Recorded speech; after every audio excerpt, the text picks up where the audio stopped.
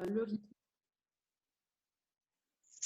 Ok, parfait, Ok. très bien. Du coup, bonjour à tous. Coucou à toi, Guillaume. Et Salut. merci d'être là avec nous aujourd'hui. Du coup, pour celles plutôt, parce qu'il n'y a que des filles, hein, mis à part toi, Guillaume. Pour celles qui ne connaissent pas, du Ça coup, change. Guillaume, enfin, vous le connaissez au moins, puisque vous savez que c'est Guillaume donc, qui met en place. Ah, il a été déconnecté. Bon, tant pis. Je vais le présenter, je vais le présenter quand même. Donc, Guillaume, qui est le coach sportif On se hein, sur bien. la FG Evolution. Tu as des petits problèmes de connexion, Guillaume? Non, c'est bon. Problème technique, c'est bon? Ok. Du coup, j'étais en train de faire ta petite presse. Après, tu vas te présenter, bien sûr. Ouais. Hein, mais, voilà, donc Guillaume, qui vous fait les programmes voilà, qui sont disponibles sur la plateforme de la MG Evo. Et Guillaume, donc, m'a coaché pendant 3 ans. C'est ça, non? 3 ans? Ouais, c'est ça. Ouais, pendant Ouais, à peu près. Ouais. pendant 3 ans, Guillaume a été le seul coach sportif que j'ai eu. Bon, j'en avais testé quelques-uns auparavant, avant Guillaume, et ça n'avait absolument pas matché du tout. Et lorsque j'ai rencontré Guillaume, ça a été la révélation. Voilà. Donc voilà. Et du coup, raison pour laquelle, hein, très naturellement, aujourd'hui, c'est une personne en qui j'ai entièrement confiance et qui a voilà, de très très bonnes compétences, que ce soit sur la partie sport, sur la partie alimentaire. Enfin voilà, quelqu'un avec qui on partage, je pense, on peut le dire, les mêmes valeurs.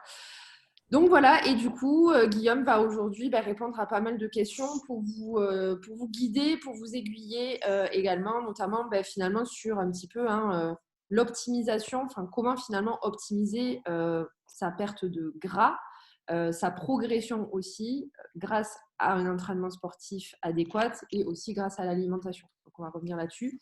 Guillaume, est-ce que tu as quelque chose en particulier à dire? Est-ce que tu aimerais te présenter tout simplement? Ouais, bah moi, c'est Guillaume. Ça fait à peu près, ça va faire bientôt 9 ans que je coach. Je fais du coaching online et je vous souhaite à tous la bienvenue. N'hésitez pas à poser toutes vos questions que vous avez préparées ou non, et puis on y répondra avec plaisir. Je souhaite à tous la bienvenue. Et enfin, je sais pas s'il y a des nouvelles ou je les avais déjà toutes vues. Là, ouais, non, je pense que tu avais, rencontré peut-être. C'est Lou, peut-être déjà, je sais plus. Non? Je crois qu'on n'avait pas fait de vidéo avec toi, Guillaume. Pas de live. D'accord. Ok, bon bah bienvenue et puis surtout n'hésitez pas, hein, toutes les questions qui vous viennent à l'esprit, je répondrai avec plaisir. Bon, super. Déjà, il y a des questions qui ont été posées sur le groupe. Donc, on va commencer par ces questions-là. Je les ai screenshotées et ensuite, les filles, vous pourrez bien sûr hein, poser vos questions. Soit vous les posez dans la petite barre de conversation qu'il y a, vous pouvez écrire vos messages ou alors vous les poserez en direct, tout simplement. Alors, du coup, la première question, elle a été posée par Lucie. Lucie, elle nous demandait, question toute simple, à savoir, est-ce qu'il est possible d'avoir commencé un programme maison et de passer à celui salle de sport une fois qu'on est inscrite? Ah oui, bien sûr, hein, je vois pas pourquoi. On peut très bien même faire l'inverse, hein, commencer en salle et puis après continuer chez soi. Après, c'est sûr que forcément, il y aura beaucoup plus de possibilités au niveau des choix d'exercice, une meilleure programmation d'entraînement possible en salle, donc ça sera mieux. Ouais, Après, il faut avoir quelque chose de structuré parce que ce que tu faisais à la maison, bon, bah là, il faudra réadapter par rapport au travail en salle. Ça sera bien différent. Parce que ouais. si tu veux faire ce que tu faisais à la maison en salle, ça ne servira pas à grand-chose. Il faut vraiment exploiter toutes les possibilités que tu puisses avoir avec les machines, les nouvelles machines que tu vas avoir en salle. Ouais. D'ailleurs, à ce sujet, je pense que c'est intéressant de revenir là-dessus parce qu'il y a beaucoup de personnes qui se posent la question. Finalement, l'entraînement à la maison versus l'entraînement en salle de sport. Parce que pour beaucoup de femmes, c'est vrai que c'est un confort de pouvoir s'entraîner à la maison parce que on est chez soi, il n'y a personne autour voilà, pour déranger, si je puis dire. Mhm. Et beaucoup ont tendance voilà, à préférer s'entraîner à la maison et se posent la question. Est-ce que je peux progresser finalement autant que je progresserais si j'allais en salle de sport? Bah, non, ça c'est sûr, ça sera non. Après, c'est sûr, c'est bien de s'entraîner chez soi parce que déjà, il n'y a pas la perte de temps du trajet pour aller à la salle, etc. Donc, moins de perte de temps, c'est beaucoup plus simple à organiser. Mais c'est sûr qu'à un moment donné, ça va être quand même limité au niveau de la progression sur un travail à la maison par rapport à celui en salle. Ça, c'est certain. Vous ne pourrez pas y mettre autant de charges déjà, moins que vous équipiez vraiment Oui, bien, mais ça ouais, coûte cher aussi. ouais, Donc, c'est quand même plus simple d'aller à la salle. Au niveau des possibilités, ça sera mieux. Vous ouais, pourrez faire un entraînement beaucoup plus optimal. ouais. Et qu'est-ce que tu penses éventuellement de mixer, de pouvoir sur une semaine, par exemple, je sais pas, faire 2 entraînements à la maison et 1 ou 2 entraînements en salle de sport. Qu'est-ce que tu penses de ça? Bah, moi, je dirais pour les femmes, au niveau du travail, ça serait surtout le travail du bas du corps qu'il faudrait faire en salle. Ouais, Après, en soi, le haut du corps, on peut le faire chez soi sans souci. Mais surtout le travail du bas, si vous avez 2 séances du bas du corps, il vaut mieux le faire en salle. ouais, Voilà. Après, le reste, en soi, vous pouvez le faire sans souci chez vous si vous avez au minimum une paire d'haltères avec suffisamment de poids et un banc au mieux. ouais, ouais, ouais. Et, Un banc et et des élastiques. ok, et des Voilà. élastiques. Ok. Bon, dans tous les cas, ce qui peut être intéressant finalement, quand on est débutant, en gros, vraiment, on est débutant, on n'a pas eu trop l'habitude de faire du sport. Ce qui peut être intéressant, c'est de commencer à la maison, finalement, pour se familiariser peut-être un petit peu avec les mouvements, etc. Mais au bout d'un certain moment, si on souhaite continuer à progresser, enfin, finalement, la salle de sport, c'est quand même, ça reste inévitable. Voilà. Bah après, je pense que si on reste là-dessus, si on reste sur des séances du bas du corps où on peut faire, où on les fait tout le temps en salle, ça, il n'y a pas de souci. Par contre, si on fait un entraînement complet à la maison, c'est sûr qu'à un moment donné, ça va être limité. Ouais. Je pense qu'à un niveau débutant, les 2 premières années, ça va aller. Après, au-delà, ça va être très compliqué de progresser, hein. Et on parle donc bien d'un niveau débutant, parce que si, Voilà, ouais. voilà, si déjà Si tu as on a déjà un bon niveau, ça va pas suffire, c'est sûr. Au niveau de en fait, l'intensité, ça permettrait juste de maintenir finalement ce qui est déjà acquis, voilà. on peut dire, mais pas de Mm. progression vraiment, vraiment possible, quoi. Ouais. Ok. Très bien. Du coup, j'en reviens, c'est une autre question qui a Bah, de été, toute façon, toi, ouais, tu l'as bien vu, hein. À un moment donné, tu faisais des séances chez toi. ouais. Je pense que tu as dû le voir, hein, Ah même oui, toi, à oui, ton bah, moi niveau. j'ai même Ouais. régressé, en fait. Mm. Bah, c'était pendant la période du confinement, donc j'avais pas le choix. Et quand je suis arrivée ici, Ouais. pareil. Ouais, bah, étant donné que j'avais l'habitude de m'entraîner avec des charges, avec quand même pas mal de poids, le fait de m'entraîner à la maison juste avec des élastiques et une paire d'haltères, Ouais, ça a dû faire une chute. ouais, ouais, ouais, ouais, ouais. Surtout que tu faisais des bonnes grosses séances. Ouais, et du coup, c'est vrai qu'au final, ouais, j'ai vu entre guillemets, une régression, quoi. C'est-à-dire que j'ai perdu quand même pas mal je pense que j'ai réussi Puis quand même à bon, limiter la casse, mais j'ai quand même perdu, ouais, tu t'éclatais pas autant aussi. et non, et c'est vrai qu'à la Voilà, c'est maison, ça. mine de rien, même si on est dans sa zone de confort, franchement, c'est pas Bah, motivant. c'est ça, à moins vraiment qu'on se mette un endroit bien particulier où on se dit là, ça y est, c'est la salle de sport. Mais si on fait ça dans son salon, il y a tellement de choses autour Ouais, au niveau de l'environnement qui ouais, fait que on va pas vraiment être ouais. dedans, Ben, on va pas être dans le surtout, bon environnement, hein. je pense dans une période en plus, même comme l'hiver, il fait froid, il fait nuit tôt, donc on rentre chez soi, franchement, à 18h.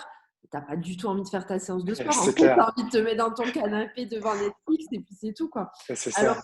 que je pense que si tu prends tes affaires, tu parles au boulot le matin et avec tes affaires et tu te dis, bon, dès que je sors du boulot, je fonce à la salle. En fait, ben, voilà, tu arrives à la salle, tu n'as plus le choix, quoi, tu vois, et tu te dis, bon, maintenant que Mhm. j'y suis, j'y vais. Et je pense que ouais, il y a une grosse différence Parce même. que à ce niveau-là, justement, moi, j'avais pas mal de personnes qui me disaient, ouais, mais je fais des horaires, allez, j'ai une grosse amplitude d'horaires. Parfois, j'ai des élèves, ils font 6 heures jusqu'à 20 heures au niveau du boulot. Ils Ouais, disent, c'est compliqué, soit je le fais le midi, etc. Mais je peux pas me permettre de rentrer chez moi entre deux. Dans ce cas-là, préparez les collations à l'avance. Vous prenez la collation, vous allez directement en sortant du ouais, boulot à la salle. Au moins, perdez pas de temps. ouais. Ça serait pareil que faire sa séance à la maison au final. Ouais, ouais, oui, oui, non, mais c'est clair. Après, c'est une question d'organisation aussi, je pense, Voilà. parce que même avec une grosse amplitude horaire, pour l'avoir fait, quand j'étais commerciale, je partais de chez moi à 7h le matin, je rentrais à 22h parfois. Donc voilà, c'était mes affaires, tout était prêt enfin, la veille. Je prenais mon sac, toutes mes affaires, elles étaient prêtes avec de quoi me doucher, mes collations, etc. Et dès que j'avais un creux, je savais même pas à quel moment dans la journée j'allais pouvoir faire vraiment ma séance, mais tout était prévu, quoi. Pour pas se retrouver justement, quand on sait qu'on peut avoir un emploi du temps qui peut varier, qui peut bouger, bah, toujours avoir ses affaires avec soi et toujours avoir ses collations, quoi. Voilà. Ouais. Alors, on parle d'optimisation un petit peu de l'entraînement. Donc, effectivement, le fait d'aller en salle pour pouvoir progresser, effectivement, c'est quand même, au bout d'un certain moment, inévitable. Et alors, il y a une question qui a été posée, du coup, on va dire, qui rejoint un petit peu. C'est Sandy qui fait du CrossFit et qui me demande, le CrossFit, est-ce que c'est vraiment adapté pour la perte de gras? Et enfin déjà, moi, la première chose qui me fait réagir par rapport à ça, tu me diras du coup ce que tu en penses, Guillaume, mais c'est que finalement, on est d'accord pour dire qu'un processus de perte de gras, ça passe avant tout par l'alimentation, avec un déficit calorique, et que c'est la partie sport qui va venir optimiser derrière cette perte de gras. On est bien d'accord que en soi, parce que au final, Sandy disait je fais du CrossFit depuis 2018, je vois des résultats donc niveau prise de muscle comparé à la salle muscu classique qu'elle faisait auparavant, mais niveau perte de gras cellulite, je n'ai pas de résultats parce que elle met entre parenthèses mon alimentation n'était sûrement pas adéquate, d'où ma démarche dans ce coaching. Et effectivement, je pense que la réponse, elle est dans la question, c'est que ça passe avant tout. Il n'y a pas une activité physique finalement qui va permettre de perdre plus de gras qu'une autre, au final. Voilà, non, ouais, tu as tout à fait raison, hein. De toute manière, qu'est-ce qu'on cherche avant tout? C'est, comme tu as dit, un déficit calorique. Donc, ça sera avant tout l'alimentation. Le CrossFit, c'est un sport où ça permet de travailler énormément son cardio. On va dépenser beaucoup plus de calories que sur une séance de musculation, par exemple. Donc, il n'y a pas il y a pas d'inconvénient à faire du CrossFit ou de la musculation. On va dépenser plus de calories. Donc, au final, c'est mieux, tant mieux. Après, ça passe voilà, simplement au niveau de l'alimentation, déficit calorique. Après, il faut voir au-delà, hein, s'il y a des problèmes autres, Bien sûr. euh, bien sûr, pour voir s'il y a un travail à faire au niveau des problèmes de comportement alimentaire, etc. C'est sûr. Ouais, bien sûr. Mais comme tu l'as dit, avant tout, ça sera sur l'alimentation et le Toujours travail. l'alimentation. Ouais. Ouais, Voilà. ouais. De toute Oui, parce que manière, que ce soit. pardon, tu peux faire au final le meilleur programme d'entraînement possible. Si Ouais, derrière, en fait, ton alimentation, c'est de la merde, bah, clairement, tu n'auras pas de résultat, quoi. c'est ça. C'est pour ça Alors, qu'il on y a en beaucoup revient de toujours au gens, même. c'est pour ça qu'il y a beaucoup de gens qui se tuent à la salle, au final, et qui te disent ouais, mais je comprends pas, je m'entraîne au taquet, etc. et j'ai pas de résultat. Ben ouais, parce que si ton alimentation derrière, elle suit pas, Mhm. tu peux pas avoir de C'est ça. résultat, quoi. C'est ça. Donc, il y a cette partie-là. Après, bon, il y a la qualité de l'entraînement. Bon, là, voilà, au niveau de la technique, si vous faites bien les mouvements, etc., ça va jouer énormément aussi. Ouais, Mais avant tout, le plus gros travail, ça sera au niveau de l'alimentation. Si vous avez une bonne alimentation, vous êtes bien régulière, etc., au niveau de la semaine, c'est sûr que ça va faire un plus gros changement que si vous entraînez à fond et que, au final, au niveau de l'alimentation, vous êtes à la ramasse. Ça, c'est ouais, certain. bien sûr, bien sûr. Donc il y a ça. Après, bon, bah, il y a aussi le mode de vie, parce que ça, on n'en parle peut-être pas assez, mais le mode de vie qui est super important par rapport à la qualité de sommeil, si on dort suffisamment, au niveau du stress Ouais, aussi, il y a plein de choses là-dessus aussi que ça va jouer, surtout ouais, au niveau des femmes, sur les hormones.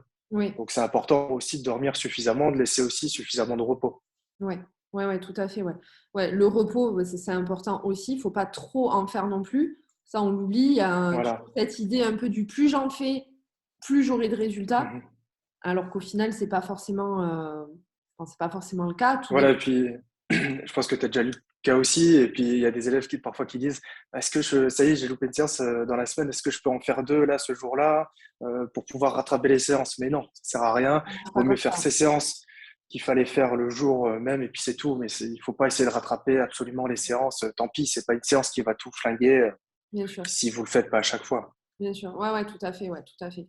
Donc, pour répondre, voilà, à la question déjà qui a été posée, donc il n'y a pas de sport finalement, un sport qui va être plus adapté qu'un autre à la perte de gras. C'est simplement effectivement déjà l'alimentation et venir optimiser. Donc, tout de même, on est quand même d'accord pour dire que tout ce qui va être action mécanique sur le muscle, donc typiquement renfo ou crossfit aussi, parce que bon, crossfit, il y a quand même du cardio, mais on fait quand même pas mal de... Enfin, en fait, c'est du renfo, de la gym, c'est un peu, on va dire, un peu plus global. Ouais, c'est global. Ouais. Ça reste quand même des sports qui sont plus avantageux tout de même. Qu'est-ce que tu en penses? Parce que, par exemple, on prend la course à pied.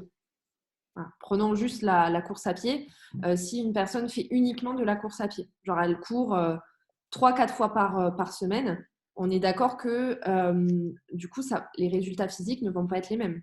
Voilà, les résultats physiques vont pas être les mêmes. Et aussi, il faut savoir que en fait, les sports où on va développer la masse musculaire, on va avoir tendance à vouloir développer la masse musculaire, ça aura un impact plus fort au niveau du travail du métabolisme. Vous allez augmenter plus rapidement votre métabolisme et le renforcer avec ces sports-là, plutôt que de faire qu'un sport où vous allez faire de l'aérobie.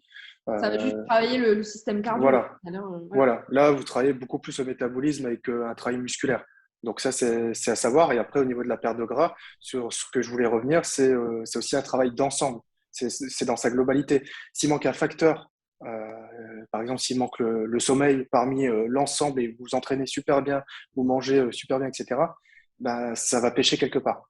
Ouais. Il faut vraiment que l'ensemble soit réuni, Ouais. l'ensemble des facteurs, pour que ça puisse aller dans le bon sens, vous puissiez avoir des résultats à long terme, pas juste sur une période définie. Parce qu'à un moment donné, sur une période définie, ça va forcément pêcher après dans le temps.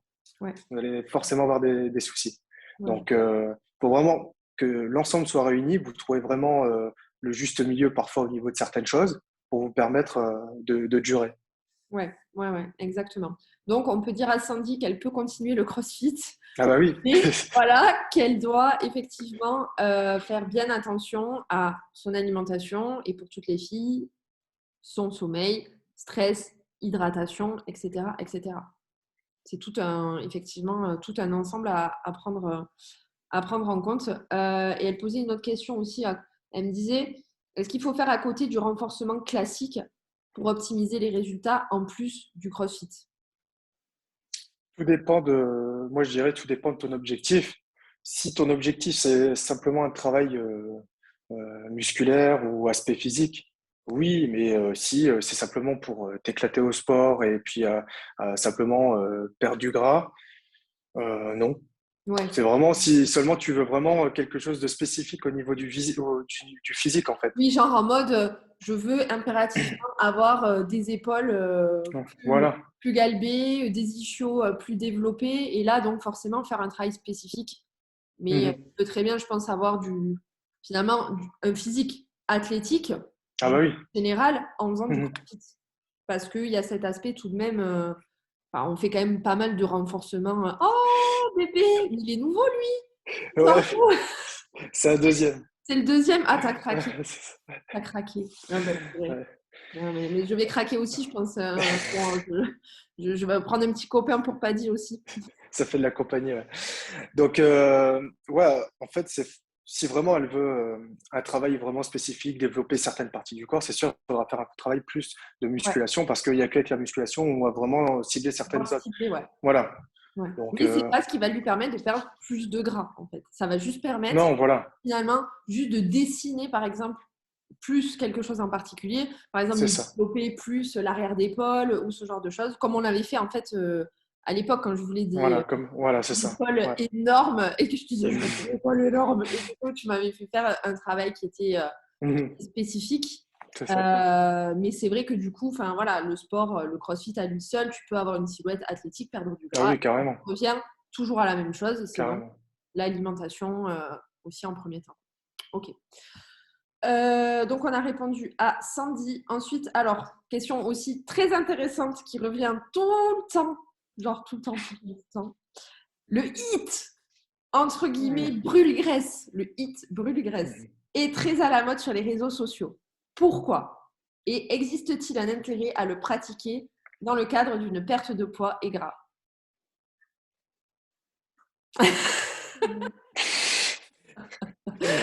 Ouais. Non, après, pas plus qu'autre chose. Ouais, ben voilà, on en revient toujours à la même Ça peut chose. être très bien, mais c'est toujours pas, ça dépend de l'ensemble. Euh, Moi, j'en fais parfois sur certaines séances, mais pas tout le temps. Mais si vous voulez changer de cardio et faire ça à la Voilà. fin d'une séance, Ouais. pourquoi pas? Mais c'est pas forcément ça qui va vous faire perdre du gras. Faut arrêter. Ça sera avant toute chose à l'alimentation Voilà. et c'est tout. Point Bah, barre. après, Mais si vous je voulez, comprends cette question. Enfin, ouais, parce que c'est vrai qu'on le voit de plus en surtout sur les plus. réseaux sociaux, C'est c'est clair. le truc, genre, faites du Hmm, hit, ouais, comme si c'est c'était clair. la pilule C'est magique. sûr. Grâce à ça, vous allez dépenser plus de calories grâce à ce type de cardio. Donc Oui, c'est mais à bien. l'instant T.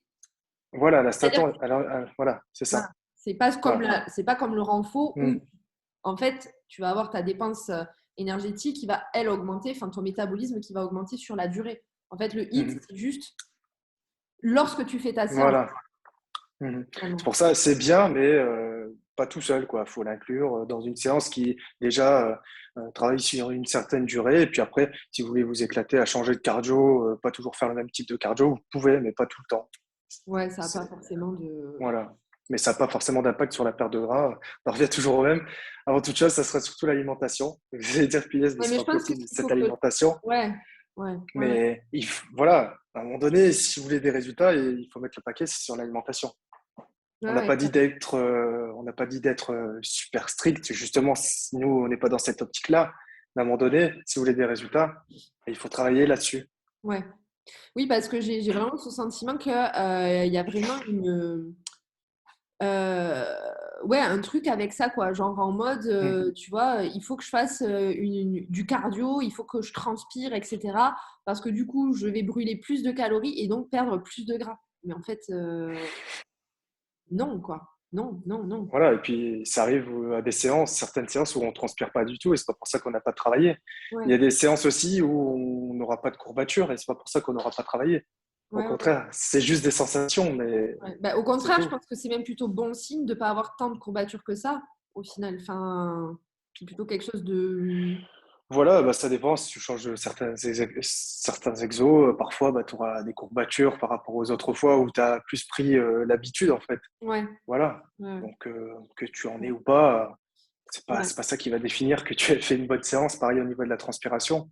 bien sûr. Si tu transpires plus, c'est juste que t'as juste, ton corps a juste dégagé plus de sels minéraux, Ouais, éliminé plus de sels minéraux. Bien sûr qu'après, il faudra régénérer, donc boire plus aussi. Plus on transpire, ou plus on doit boire. ouais, ouais, c'est ça, ouais, bien sûr, bien sûr. Mais, ouais, mais on est d'accord, effectivement, encore une fois, pour dire que si le renfort, c'est intéressant aussi, contrairement au cardio à outrance, c'est véritablement aussi parce que le renforcement musculaire, cette action mécanique qui est créée sur le muscle et donc le fait de développer sa masse musculaire, c'est ce qui permet de brûler donc, on va dire, plus de calories même au repos. Donc finalement, c'est beaucoup plus intéressant et je pense que c'est aussi quand même, mine de rien, moins traumatisant. Parce qu'on sait que le cardio à outrance, donc tout ce qui est HIIT, etc., si c'est fait de manière trop, s'il y en a trop, clairement, ça peut aussi créer l'effet inverse. Oui, carrément. Ouais. Mm. Au final, créer trop de stress pour l'organisme et finalement bloquer un processus de perte de gras, quoi. Donc je C'est pense que ça. ouais, faut vraiment trouver un juste équilibre et je pense encore une fois vraiment cesser de vouloir faire du sport. Je sais pas si tu es d'accord avec moi, mais cesser de vouloir faire du sport dans l'unique but de se dire voilà, je fais une séance pour brûler des calories et pour Mm. perdre du gras en fait. Ah, mais ouais, non, mais ça, c'est totalement. Déjà, Parce que ça marche pas du tout c'est comme pas la ça. bonne vision à avoir. C'est pas la bonne vision à avoir parce que c'est pas une relation saine déjà. Mm. C'est comme vouloir se fixer c'est comme se vouloir dire, ça y est, à partir du 1er janvier, il faut que j'ai perdu 5 kilos ou je retrouve ce poids-là. Ouais, Non, ça fonctionne pas comme ça. Là, déjà, c'est pas une bonne relation. Là, ouais, c'est pareil. ouais. Faut pas toujours être avec les chiffres. Non, Et c'est puis pas du tout dans cette relation qu'il faut aller. ouais, et puis ça se joue sur en fait finalement véritablement le long terme quoi. C'est ça en fait, hein. Je pense que c'est le plus Mm. dur à accepter aussi, mais c'est vraiment sur le long terme. Et d'ailleurs, j'en profite pour poser une question. J'ai vu ta question, Mathilda, hein, on y répondra juste après. Euh, Qu'est-ce que tu penses, tu vois, quand j'ai des élèves, enfin, je pense que ça doit t'arriver aussi, qui par exemple ne peuvent pas faire de sport pendant une semaine, 2 semaines, même parfois 3 semaines, parce que il y a eu une blessure, il y a eu ou même une démotivation, quelque chose. Et en gros, le fait de ne pas avoir fait de sport, d'avoir loupé des séances de sport, ça crée, enfin, tu vois, genre une énorme culpabilité. Et en mode, elles se disent, ça y est, j'ai tout foutu en l'air, quoi. Bah, là, déjà, il faut prendre un temps de réflexion dans ce genre de situation et il faut se dire que ça arrive à tout le monde. Moi, très sportif, cardio, musculation, 5 à 6 jours sur 7, ok. Mais il y a des périodes où on a des coups de mou, où on n'a pas forcément envie de s'entraîner. Ça m'est arrivé il y a 2, 3 semaines où j'ai pris quasiment une semaine où je ne me suis pas entraîné parce que voilà, pour mettre les choses à plat, pour ensuite revenir avec une super motivation. Ça arrive à tout le monde. Il vaut mieux prendre une semaine où vous allez récupérer au niveau tout ce qui est articulation, ça va faire du bien aussi au niveau des tendons et tout. Vous gardez une bonne alimentation, bien sûr, puis après, vous revenez vraiment à fond. Et vous n'allez rien perdre du tout, justement. Vous allez revenir encore plus en forme avec une meilleure envie d'aller vous entraîner. Donc, ça sera que bénéfique. Le Mhm. but, le but, ça revient toujours au même, c'est de pouvoir durer. Donc, il faut installer aussi des petites choses comme ça, des petites pauses qui vont vous permettre de durer dans le temps. Le but, c'est pas de tout donner pendant un mois et après ne plus rien faire. Ça Ouais. servira à rien. Si vraiment vous aimez le sport, le but pour tous, je pense, c'est de pouvoir faire ça le plus longtemps possible. Donc, autant le faire intelligemment et autant écouter son corps. Ça sera mieux. Vous éviterez tout ce qui est blessure et tout ce qui va pouvoir engendrer des petites lésions au niveau du corps. Donc, Bien sûr, voilà. bien sûr. Et puis bon, il faut aussi quand même se dire que, enfin, je pense qu'il y a quand même une période qui doit être très très longue, enfin, genre un arrêt de sport total pendant plusieurs semaines, voire même peut-être plusieurs mois, avant vraiment de voir une dégradation Hmm. physique, quoi. Enfin, moi, je sais que j'ai eu des périodes où j'ai pas fait de sport. Cet été, j'en ai pas fait pendant 5 semaines. 5 semaines, parce que je pouvais pas, je devais m'occuper Hmm. de Padoche. Euh, j'ai pas vu. Padoche. Ouais, c'est son petit surnom. Je crois. Paddy, en fait, j'aime plus, je l'appelle Padoche maintenant. Euh, Pendant 5 semaines, j'ai pas fait de sport du tout, si ce n'est aller marcher pour aller balader Paddy. Donc, je n'étais pas non plus alitée, hein, forcément, avec une alimentation qui est restée suffisante. Et bon, j'ai fait un peu de rétention d'eau, forcément, mais mon physique, ça n'a pas bougé, quoi, en fait, hein. Il n'y a pas eu de... Parce que justement, c'est sur du long terme, quoi, que les choses, elles se jouent. Et d'ailleurs, il y a une élève, Chantal, là, qui est blessée, qui ne peut pas s'entraîner pendant 3 semaines. Et donc, elle est...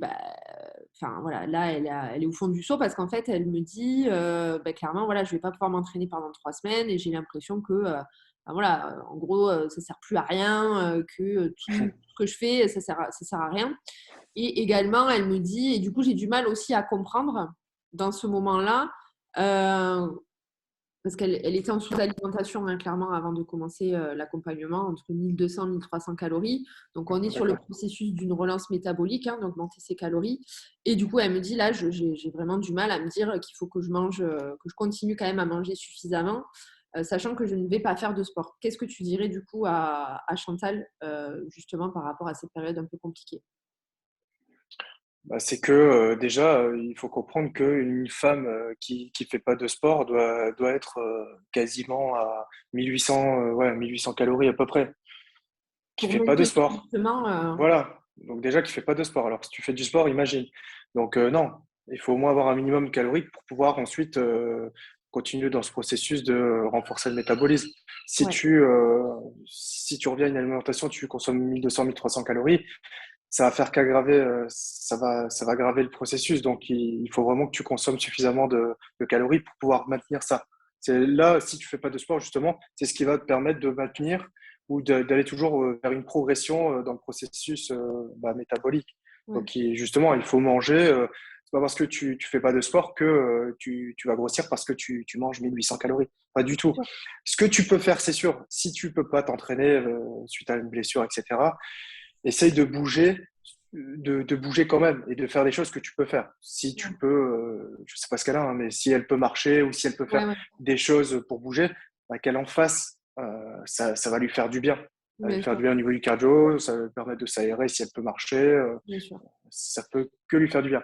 Mais après, il ne faut pas stresser par rapport à ça du moment qu'elle respecte un minimum calorique pour pouvoir continuer à aller dans la progression. Ouais, C'est justement si elle se sous-alimente que là, bah, ça va, tu vas devoir retravailler encore plus par derrière. la suite. Et ouais, Voilà. parce que c'est ça que beaucoup ont du mal à comprendre, hein, j'ai l'impression, c'est voilà, quand je suis malade, quand je suis voilà, arrêtée pour X ou Y raison, vu que je ne peux pas faire de sport, automatiquement, je dois diminuer mes apports. Alors qu'en fait, non. Enfin, je veux dire, par exemple, quand j'ai fait ma rhinoplastie, suite à ça, j'ai ben, pas pu faire de sport pendant, je crois, un mois quasiment. Mais j'ai pas pour autant diminué mes apports en fait. J'ai Mhm. écouté mon corps il réclamait. Parce que je pense que aussi quand on est dans un processus finalement de convalescence, le corps on voit pas ce qu'il fait l'organisme, hein, mais il travaille justement d'arrache-pied pour maintenir bah, toutes les activités, les fonctions Carrément. métaboliques, faire fonctionner bah, notre cerveau, faire battre notre cœur, etc., etc. Et aussi dans le processus finalement de guérison, quoi. Il participe à ça. Et donc, je pense également que finalement, manger suffisamment dans ces périodes, c'est aussi participer à un meilleur rétablissement.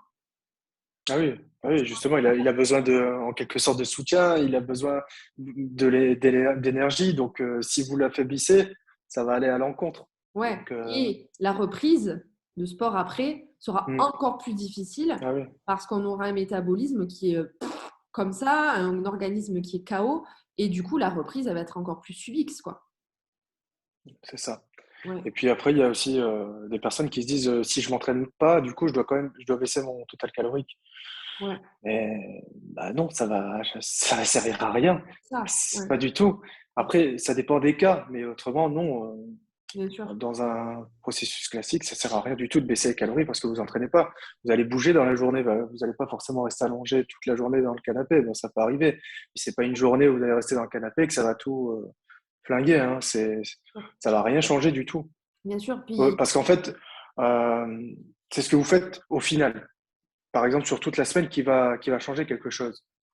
ouais. C'est pas, à moins que vraiment, il y a vraiment un jour où vous flinguez tout parce que vous dites, ça y est, c'est mon repas écart, du coup, j'explose tout, quoi. Je fais vraiment un gros cheat meal. Bah, c'est sûr que là, ça sert à rien parce que vous allez tout foirer. Mais si c'est un écart qui va rentrer dans le total calorique, il n'y a pas de souci. Même si vous dépassez un petit peu, c'est Ouais. toute la semaine ce que vous avez fait qui va compter. C'est pas seulement sur un jour. Ouais. Donc, Même si finalement, c'est même sur une année.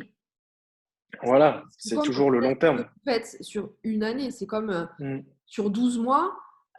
Imaginons que sur 12 mois, si on comptabilise toutes les vacances, plus les jours où il y a eu un peu de laisser-aller, etc., sur 12 mois, si on comptabilise, allez, un mois de laisser-aller, ben, qu'est-ce qui va primer? Les 11 mois où vous avez fait attention et vous avez été régulière, ou le seul mois, au final, sur la Mm. totalité, ben, voilà, c'est ce ratio aussi qu'il faut C'est ça. prendre en considération et que même quand on part en vacances, partez une semaine, 15 jours en vacances et que vous lâchez prise, que vous ne faites pas de sport et que vous faites plaisir, bon, certes, vous allez revenir de vacances peut-être avec de la rétention d'eau gonflée, etc. Mais ce qui compte et ce qui reviendra, c'est finalement ce que vous faites à Mm. l'année, quoi. Au final, c'est ça. Exactement. Donc, ouais, c'est important quand même de le préciser parce que je crois qu'il y a trop de pression par rapport à ça, la séance loupée ou la journée où j'ai dépassé mon total calorique, etc. Si ça reste ponctuel et que c'est pas quelque chose en fait bah, de chronique, c'est comme une prise de gras, hein. On n'a jamais vu personne devenir en surpoids ou obèse Mm. en un mois. C'est clair. C'est un processus Mm. qui est super long. Et donc dans le sens inverse aussi, finalement. Donc c'est pas grave s'il y a C'est oui, ça. 2 ou 3 semaines de laisser aller. Vous allez peut-être faire un peu de rétention d'eau, peut-être reprendre voilà, un petit peu, mais ça repartira aussi vite que c'est arrivé, quoi. Mais par contre, l'inverse, consommer en dessous de ce que vous devez consommer, ça, il faut Ouais, être consciente, c'est que si ça arrive régulièrement, bah, vous allez aller totalement à l'encontre de ce qu'il faut faire. Par contre, si vous êtes un peu au-dessus du total calorique, ça sera toujours mieux que en dessous. ouais, Ça sera toujours quand même plus grave que si vous êtes en dessous à chaque fois de votre total minimum calorique auquel vous devriez être, plutôt qu'un peu au-dessus. Ouais, Ça, faut le savoir. Faut ouais, être bien conscient. ouais. Mais ça, c'est dur. Ça, Mm. c'est dur à leur faire comprendre, mais je pense que c'est important. Bon, de toute façon, hein, c'est par la répétition que ça, c'est quelque chose qu'on ancre. Mais voilà, hein, ce qui empêche de toute façon aujourd'hui la plupart des femmes d'atteindre leurs objectifs physiques, c'est parce qu'il y a une sous-alimentation en fait. Putain, c'est un truc de malade. Hein. Ouais, C'est la il y a que sous-alimentation. ça. Ouais. C'est que ça, quoi. C'est Mm. que ça, que ça, que ça. Et enfin, tu dois le voir aussi bien que moi. Quand je prends des élèves en coaching, même individuel, c'est le premier truc que je constate chez toutes les femmes, hein. Des femmes qui me disent, en ce moment là, j'ai une élève, elle est coach sportif. Elle est coach sportif et elle me dit, bah, ça fait 5 ans en fait que je galère. Ben ouais, mais ça fait 5 ans en fait que tu manges 1200 calories, quoi. Donc forcément, ouais, c'est à un moment donné, et c'est le Mm. problème numéro un, c'est ça. Enfin, Ouais, carrément. Mm. franchement, et derrière, je pense qu'il n'y a pas conscience non plus de l'impact que ça a sur la santé, parce que on parle C'est du ça. fait que ça bloque une perte de gras, mais tout ce qui est Ça, on fonction s'en fout à la limite, voilà. fonction hormonale, etc., mais ça défonce tout. Ça défonce Mm. tout, quoi. Enfin, je veux dire, on arrive sur des femmes qui ont des troubles du sommeil, parce que c'est pareil, hein, pas manger suffisamment, ça dérègle tout, et donc effectivement la qualité de sommeil. Problème digestif, transit qui est Mm. complètement à l'arrêt, donc avec un ventre qui est souvent gonflé. Problème, enfin, je pense que le pire, c'est quand même la fonction thyroïdienne aussi, hein, parce que ça, c'est ce qui règle, ce qui gère tout Mm. dans son organisme, et se sous-alimenter. Au bout d'un certain moment, ben, on se retrouve avec une thyroïde qui est en croix, Voilà. et donc tout est complètement défoncé, quoi. Alors après, le travail là-dessus, c'est que Là, c'est c'est beaucoup plus compliqué. waouh. Ouais. Ouais. Ouais. C'est très long, très long, très Mm. compliqué, sans passer par un traitement, parce que ben, le traitement, hein, la thyroïde, hein, c'est un peu comme pour tout, c'est pas forcément ce qui solutionne vraiment le problème Mm. de fond. Donc sans passer vraiment par un traitement, c'est terrible. Et je pense que ouais, les femmes tellement omnibulées par ça, par cette perte de poids et perte de gras, on oublie finalement que cela peut même avoir un énorme impact sur leur santé, quoi. La peau, les cheveux, Ouais. tout. Et la Totalement cellulite. d'accord. Ouais. Mm. Ennemi numéro un aussi, c'est ça.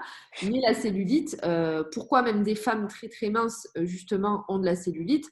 Ben, c'est parce que justement, un corps sous-alimentation fait qu'au bout d'un certain moment, on perd toute sa masse musculaire et il reste plus que justement le skinny fat, quoi. Mm. C'est ça, avec un métabolisme complètement à la ramasse. Bon, après, pas de miracle, hein, non plus, les filles, hein, je vous rassure, la cellulite, bon, on en a toujours un petit peu. Tout le monde en a de toute façon. Donc Tout le monde en a de la cellulite, hein, mais, voilà. voilà.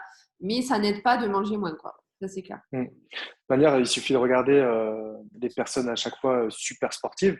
Oui. Généralement bon, on va dire des athlètes, pas pro, hein, parce que là c'est autre chose, mais des athlètes amateurs qui sont super sportifs, etc. Des femmes, est-ce qu'elles sont grosses? Elles cherchent pas à faire des pertes de poids. Parfois, elles mangent beaucoup. Donc, Pour la il suffit performance. simplement voilà, il suffit de voir ça. Elles mangent, même parfois, elles mangent ce qu'elles veulent. Elles se prennent pas la tête parce qu'elles font beaucoup de sport, ok, mais parce qu'elles consomment beaucoup aussi. Ouais. Donc, il n'y a pas Ben, de pas trop. miracle. Ouais. S'entraîner, ok, mais l'alimentation, bah, il faut donner suffisamment d'énergie ou de carburant pour pouvoir ensuite faire de la performance. Hein. Il n'y a Ouais. pas de miracle là-dessus. Ouais. Ben, c'est ça, hein. Enfin, athlète, de toute façon, on va dire de haut niveau, une femme athlète de haut niveau, mais c'est minimum 2500 calories, quoi. Mm. Minimum, même 2500 calories. Enfin, quand je parle athlète de haut niveau, c'est voilà, une personne qui va s'entraîner effectivement, aller au moins 5 fois, 6 fois par semaine. J'avais une handballeuse, je suivais une handballeuse justement pro, Ouais. Alexandra Lacravère. Et en fait, elle était déjà avec pile batterie à plat parce qu'elle mangeait que 2500 calories. Mm. D'accord. Et tu vois, on est monté jusqu'à 3200 calories. Et c'est à partir de Mm. 3200 calories qu'elle a commencé à se sentir mieux, quoi. Et c'est pareil, on parle de athlète de haut niveau, mais sans être athlète de haut niveau, au final, c'est pareil pour tout le monde. Après, c'est de l'adaptation finalement. Moi, je ne peux pas Voilà. manger 3000 calories par jour aujourd'hui Mm. parce que bah, j'ai quand même un rythme assez sédentaire, hein. Moi, je fais que Mhm. 3-4 Voilà, entraînements. tu as dû réadapter par rapport au Voilà, changement de rythme. exactement. Mhm. Mais malgré tout, je mange quand même en moyenne 2300, 2500 calories, quoi. Alors que j'ai le cul sur une chaise toute la journée, quoi. Je sors juste promener Paddy 2 fois par jour et après, je fais 3-4 séances de Mhm. pratique par semaine. Donc, j'ai un rythme qui est lambda, quoi. Donc, je pense Ouais. que ouais, les filles, ça, c'est vraiment le truc à retenir, quoi. C'est manger plus sans faire n'importe quoi. Parce que manger plus, ça ne veut pas dire manger n'importe quoi, bien sûr. On le rappellera jamais assez. Voilà, c'est les aliments de qualité, hein, Voilà, avant tout. des aliments de qualité. Mais ouais, c'est la base, quoi. Mhm. Euh, Je regarde les questions. Mathilda, du coup, qui a posé une question. On était tout à l'heure sur le cardio, on parlait du cardio. Et elle demandait à quel moment intégrer le cardio dans sa séance. À quel moment intégrer le cardio dans sa séance? Bah, ça dépend sur quoi tu veux mettre la priorité. Si tu veux mettre la priorité sur le cardio, je te dirais, bah, mets-le avant. Mais si tu veux mettre la priorité sur un travail musculaire, sur le crossfit ou la musculation, bah, tu vas le mettre après. Voilà. Moi, par exemple, quand je fais du cardio, pour mon cas, vu que je vais mettre la priorité sur la muscu, je fais ma séance de musculation. Après, je fais 15-20 minutes de cardio, mais je le mets après. Comme ça, je vais donner. En fait, c'est simple, hein, c'est par rapport à l'énergie aussi. Au moins, tu as préservé toute ton énergie, principalement pour ta séance sur laquelle tu vas mettre la priorité. Et ensuite, tu auras moins d'énergie. Donc, tu vois, ça fonctionne comme ça. Ouais, ouais. Ok, merci. Je sais pas ce que tu en penses, toi. Oui, oui, oui, non, mais clairement, Voilà. en fait, aujourd'hui, voilà, c'est si vraiment je pense que ton objectif, Mathilda, bon, je pense que c'est celui-ci, c'est d'avoir une silhouette. Toi, c'est vraiment le travail sur ta silhouette aussi. Tu aimerais avoir une silhouette plus athlétique. Tu aimerais, voilà, donc il faut que tu travailles plus sur ton renforcement musculaire, donc en priorité, et venir tout de même donc rajouter le cardio, donc effectivement plutôt cardio en fin de séance, quoi, pour pouvoir justement optimiser ton travail, le travail là-dessus, quoi. Après, si c'était plus une question justement de performance, par exemple, j'en sais rien, ton objectif c'est plutôt de courir un semi-marathon, par exemple, là forcément tu vas devoir inverser la tendance. Ça va être plus le travail sur le cardio et le renforcement musculaire, parce que même pour les coureurs, le renforcement musculaire c'est important. Mais du coup, tu vois, tu aurais ce travail, j'en sais rien, 80% cardio, 20% renfo, et ça serait plutôt ça au final, quoi, en termes d'objectif. C'est ce que tu voulais dire aussi, Guillaume. Oui, non, carrément. Ouais. Voilà. Donc, étant donné qu'aujourd'hui, Mathilda, bah, ton objectif, toi, c'est vraiment plus d'aspect, ça reste performance aussi, mais c'est quand même tu souhaites avoir du résultat visuel, il faut que, en effet, tu priorises donc le renfo et venir ajouter le cardio parce que ça reste aussi, ça reste important. Voilà. Faire travailler son petit cœur, qui est important. Merci. Avec plaisir, Mathilda. Du coup, je regarde s'il y avait d'autres questions. Il y en a 2 autres. Alors là, je crois qu'une dernière sur le sport et après, il y en aura 2 autres sur plutôt la partie alimentation. C'était Lucie qui avait posé une question en disant si on a une difficulté à effectuer un exercice, par exemple un exercice qui cause un mal de dos, est-ce qu'on peut le remplacer par un autre exo travaillant le même groupe musculaire? Il vaut mieux si tu veux pas te péter le dos entièrement, oui. C'est sûr. Ouais. Et déjà après, ouais, après il faut voir d'où vient ce mal de dos, ou si c'est vraiment Voilà. Si c'est quelque chose musculaire, que tu dois faire suivre par un professionnel ou pas, ou si c'est quelque chose que tu peux arranger avec un entraînement plus spécifique au niveau du travail des lombaires, par exemple. ouais, Faut voir ça. ouais, ouais, ouais. Parce que après, ce mal de dos aussi, ça peut se répercuter sur d'autres exercices de dos et après, voire même que tu ne puisses plus faire d'exercice de dos. Donc, ça dépend Ouais, ce que c'est ton souci. bien sûr, bien sûr. Ouais, ça, il faut faire attention. Pas forcer, je pense, parce qu'on a tous Hmm. aussi, voilà, on peut avoir parfois certaines douleurs articulaires, on peut avoir des douleurs, enfin voilà, peu importe d'où elles viennent, mais pas forcer, je pense, de toute façon. Voilà, c'est ça. Et faire des étirements, ça peut aider. Après, ça dépend c'est quoi le problème. Donc, Et oui, ouais. voilà, Je entre pense qu'il parenthèses. faut aller voir un Ouais, ostéokiné déjà pour pouvoir justement analyser d'où est-ce que ça vient. Est-ce que ouais. c'est une Voir si tu dois difficulté? faire des séances de kiné ou voir si c'est un autre souci. Ouais, ouais, Ouais. ouais. Ouais, ça c'est super important, oui, parce que forcément, un étirement peut des fois Voilà. aggraver selon. Donc, Ouais, ouais, ouais. donc ouais, va voir un médecin pour qu'il puisse te prescrire quelque chose auprès d'un kiné, qui puisse voir ce Ouais. qu'il en est au niveau du souci. Et puis après, pour les autres personnes qui n'ont pas de souci au niveau du dos, enfin moi, ce que je conseille, c'est quand même d'essayer de faire à chaque fin de séance un petit peu de lombaire, un petit peu de travail de lombaire, parce que le dos, c'est vraiment le souci majeur Ouais. parmi la majorité de la population. Les mal de dos, c'est ultra fréquent. Donc, de travailler un peu les lombaires en fin de séance pour faire du bien, quoi. Pour renforcer un peu Et la. quoi d'ailleurs en fin de séance, genre banc à lombaire et le Superman, par exemple, pour travailler vraiment la. Ouais, voilà, le Superman, ou déjà même rien que des flexions au niveau du banc à lombaire, ça peut Ouais. être bien. Au niveau de cet exercice, petite particularité, parce qu'il y a beaucoup de personnes qui le font, c'est attention de ne pas faire d'hyperextension, parce que ça peut causer d'autres soucis. Se relever. Voilà. Ouais. D'accord. Le but, c'est vraiment bien d'enrouler du début, et après bien dérouler à la fin du mouvement, et pas de créer d'hyperextension. Parce que D'accord. ça, l'hyperextension, ça peut créer un problème de posture Ouais. par la suite. Rester, en fait, tu arrives ici, enfin, tu descends et puis tu arrives droit comme ça, mais tu fais pas ce. Voilà, simplement aller légèrement comme ça et pas plus, quoi. D'accord. Et vous allez voir que ça travaille encore plus. Donc ça, tu le Pas recommandes. forcément obligé de mettre de charge, parce que le but, c'est vraiment bien d'enrouler, de dérouler. Pas besoin de mettre de charge, mais faire des plus longues séries. Ok. Ok, ok. Et ça, donc tu le recommandes pour les Mais personnes notamment qui ont souvent des maux de dos, notamment. voilà, elles peuvent faire ça en fin de séance, mais par contre, ça peut être aussi bénéfique si vous le faites en début de séance. S'il y a des séances particulières qui vont mobiliser le dos, vous pouvez le faire en début de séance, ce qui va permettre. T'allais éternuer ou. Non, ça. Je t'ai senti partir. Ouais, j'ai eu un De- petit. J'ai mis un peu Et, bougé, je suis désolée là-dessus. et du coup, en début de séance, ça peut être bénéfique aussi, parce qu'après, durant votre séance, ça peut permettre justement d'avoir un meilleur maintien au niveau des lombaires. Ouais, Ça peut être pas mal. d'accord, d'accord, ok. Ok, bah ça Ouais. c'est une bonne chose. Mais Euh, pas négliger cette zone-là. Je ouais, conseille au moins ouais. tous les 2 jours, quoi. De toute façon, renforcement haut du corps, c'est super important. Même si on ne souhaite pas prendre de la masse et du volume, de toute façon, tu seras d'accord avec moi pour dire, les filles, ne vous inquiétez pas, vous n'allez pas gonfler, hein. Non, ça Voilà, risque pas. ça ne risque pas, c'est pas possible.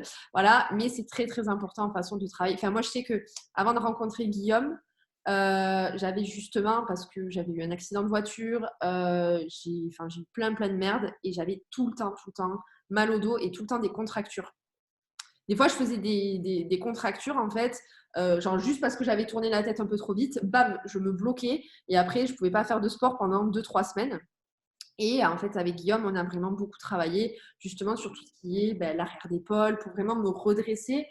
Aujourd'hui, mais j'ai des lombaires et un dos, mais laisse tomber quoi. C'est la folie. C'est trop bien parce que je me tiens droite déjà. Je suis plus voûtée. Je me tiens super droite et en plus de ça, j'ai plus de douleur, j'ai plus de contracture, j'ai plus rien quoi. Enfin, je veux dire, c'est hyper hyper important au final. Puis c'est hyper important pour toi, ton travail assise.